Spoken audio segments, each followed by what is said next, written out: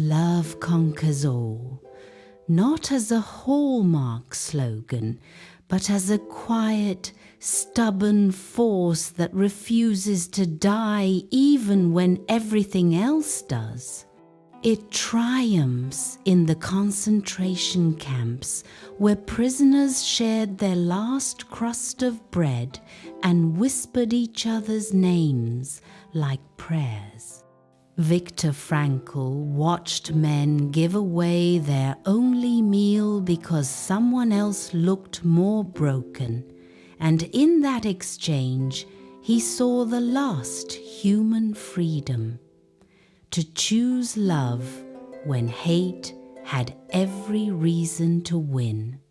It triumphs in hospital rooms where a spouse of 50 years still strokes the hair of the partner who no longer remembers their wedding day.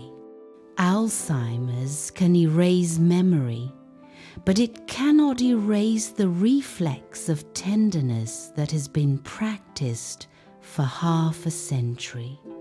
It triumphs on battlefields when soldiers fall on grenades to save friends they met 6 months earlier, proving that love can be forged in weeks and still outweigh the instinct to live. It triumphs in courtrooms where a mother forgives the teenager who killed her child in a drunk driving accident and asks the judge for mercy because she sees another mother in the gallery who is losing her son too. It triumphs in the silence of a father who works 3 jobs so his daughter never has to choose between food and textbooks, never telling her how close they came to the streets.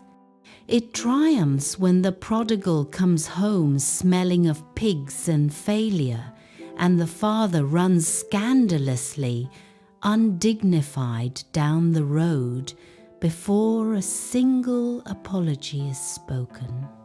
It triumphs every time someone chooses to stay after betrayal, not because the pain has vanished, but because the story they began together still feels worth finishing. It triumphs in the smallest moments nobody posts online. The partner who wordlessly takes the night shift with the crying baby, the friend who answers the 3 a.m. phone call, the stranger who pays for the coffee of the person behind them who looks like they're having the worst day of their life. Love conquers all, because it is the only thing that keeps choosing the other when self-preservation screams to run. It is not invincible. It bleeds. It limps, it often loses battles, but it keeps getting back up long after fear, pride, and death have declared victory. Love triumphs in the cracks nobody photographs. It triumphs when the addict finally texts, "I'm ready" at 2:17 and someone is still awake to answer, doors open, kettles on.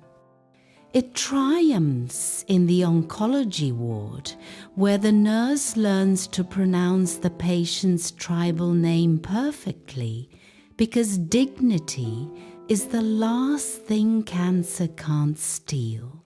It triumphs when the refugee child draws a stick figure family on the back of a ration card and hands it to the border guard who hasn't smiled in months.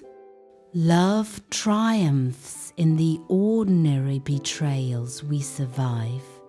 The marriage that almost ended over money and didn't, The friendship that went radioactive for 3 years and then quietly rebooted over coffee like nothing happened.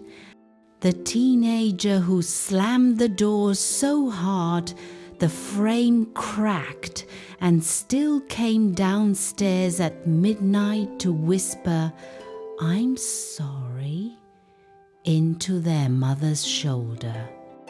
It triumphs in the animal shelter when the dog that bit 3 volunteers finally wags its tail for the one person who sat outside the kennel every day for 6 weeks, saying nothing, just being there. It triumphs in the prison visiting room where a father meets the eyes of the man who murdered his daughter and says, "I don't hate you, I hate what you did. There's a difference." And the killer cries for the first time in 20 years. It triumphs when the bullied kid finds one classmate willing to eat lunch with him, and that single act becomes the hinge on which an entire life turns. Love triumphs in the moment you decide not to correct someone's cruel misconception of you, because you realize their version of the story is the only thing keeping them sane right now. It triumphs in the voicemail you never delete, even though the person who left it has been dead for 9 years, because sometimes you still need to hear them say, "I'm proud of you."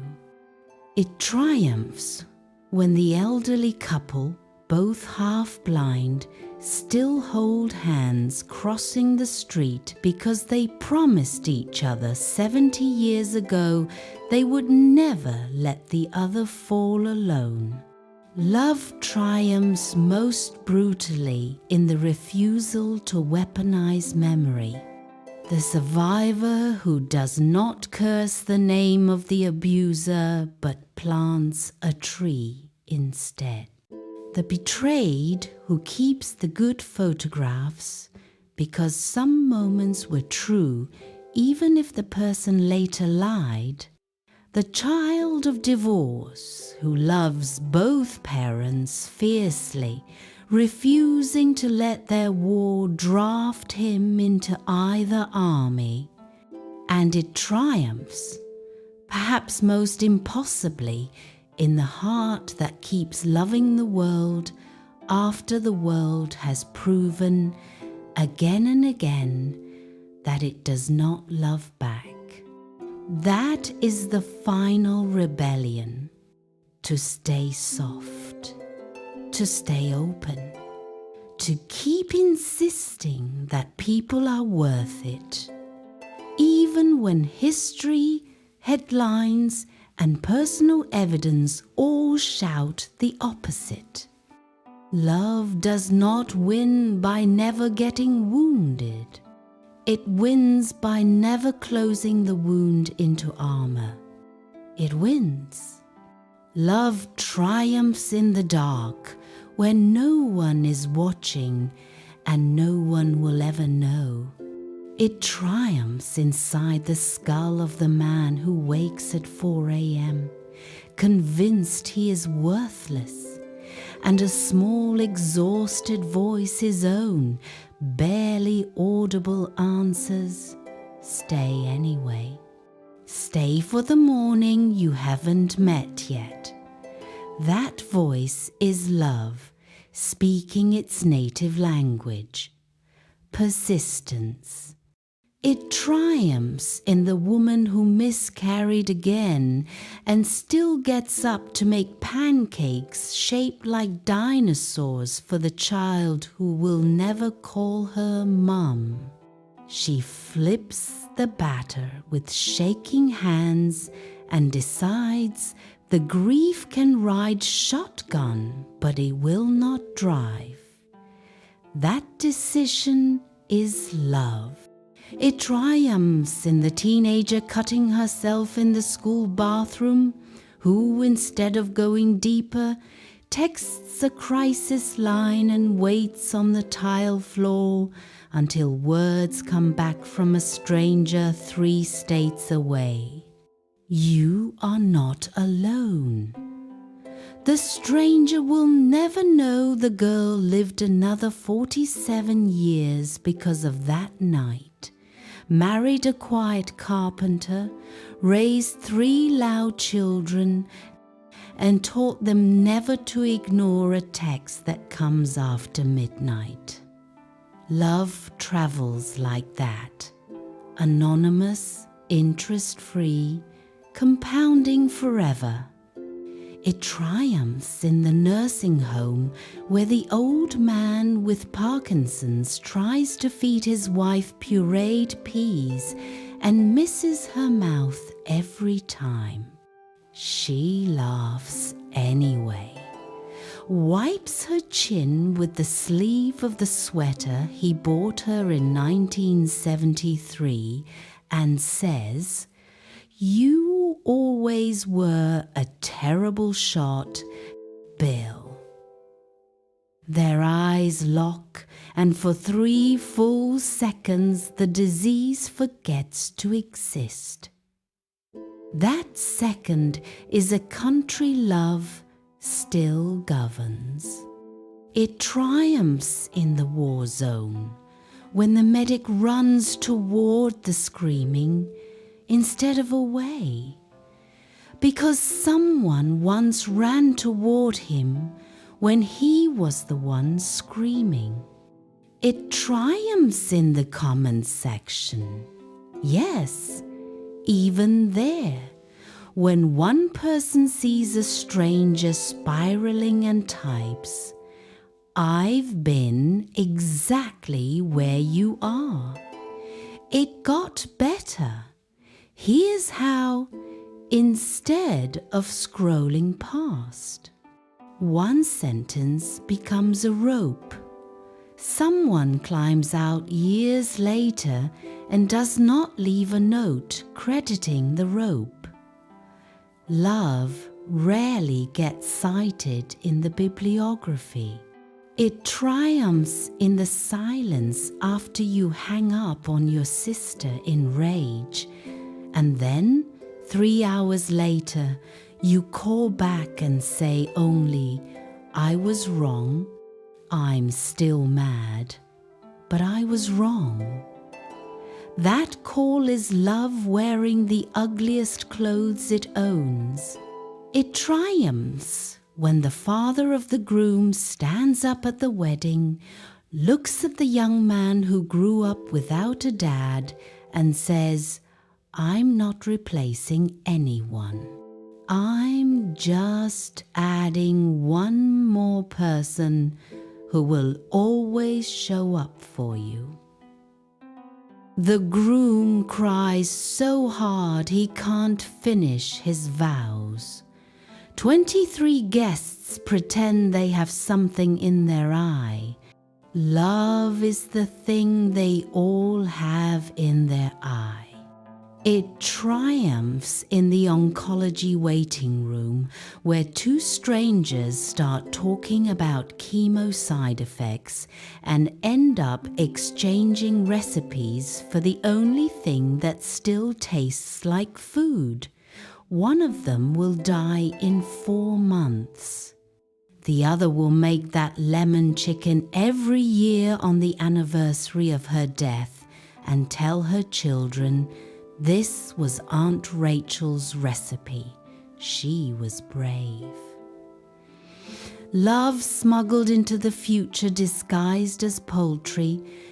It triumphs when the teacher stays until 7 p.m. to help the kid who can't read. Not because the district pays overtime, they don't, but because she still remembers the teacher who stayed for her. The kid learns to read. 40 years later, he reads bedtime stories to his own daughter in a voice thick with gratitude he can't explain. Love is a relay race run by people who never meet. And it triumphs most savagely in the moment you realize the person you loved most has become a memory you visit instead of a person you touch, and you still choose to keep the memory bright instead of letting bitterness dim it. That choice is love, standing at the grave, refusing to spit. Love is not the firework. Love is the wick that keeps burning long after the explosion everyone came to see is over. It is the ember you cup in your hands on the coldest night of your life and blow on gently, gently, because you know one breath of kindness can restart a world. So yes, love conquers all, not by decree, not by sword, not even by being right. It conquers by refusing to keep score, by forgetting the tally of hurts, the way oceans forget individual waves, by remaining when every sensible atom says leave. It conquers the way moss conquers stone, slowly, softly, without announcing its victory, until one day you look up and the rock has become a garden, and no one can remember what it looked like bare. That is the long triumph. That is the endless one. That is the only story still being written. When every other book has closed, love triumphs in the places that never make it into the story at all. It triumphs in the 3,842nd time you forgive someone for the same thing, when forgiveness has stopped feeling noble and started feeling like changing a diaper, automatic, unglamorous, necessary. That is when love has moved in permanently. It no longer knocks. It triumphs inside the body of the person who wakes up every morning with the same chronic pain and still